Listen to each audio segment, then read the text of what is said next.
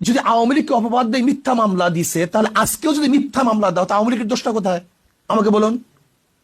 আওয়ামী লীগ কি করছে? চাঁদাবাজি করছে। আজকেও যদি চাঁদাবাজি করি, তা আওয়ামী লীগের দোষটা কোথায়? আওয়ামী লীগ জুলুম করছে, অত্যাচার করছে। আজকেও যদি জুলুম অত্যাচার করি, তা আওয়ামী লীগের দোষটা কোথায়?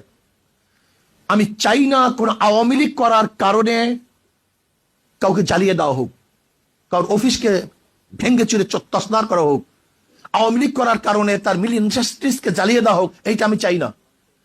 আমি চাই যে অন্যায় করছে তার বিচার হোক, কিন্তু যে অন্যায় করে না, সে যে দলের হোক না কেন, সে আমার শত্রু হোক না কেন, তার বিচার করা যাবে না, তার উপর জুলুম করা যাবে না। এই জুলুম মুক্ত এক দেশ আমরা করতে চাই, প্রত্যেক অধিকারকে প্রতিষ্ঠিত করতে চাই। আমরা এখন জুলুম করতেছি, হাজারো মামলা হচ্ছে, নিরাপদ মানুষের বিরুদ্ধে মামলা হচ্ছে। তাই সে আওয়ামী লীগ করুক, সে নিরাপরাধ, সে ভালো, তার নামে মামলা দেবো কেন? তাহলে আপনিও যখন ক্ষমতা পরিবর্তন হবে, তা আপনার নামে তো মামলা দিবে। এই সংস্কৃতি চলবে কেন? আমরা চাই প্রাইম মিনিস্টার রাস্তায় হাঁটবে, কেউ কাউকে বলবে না। বিশ্বাস করেন, যখন সেফটি আইন করছে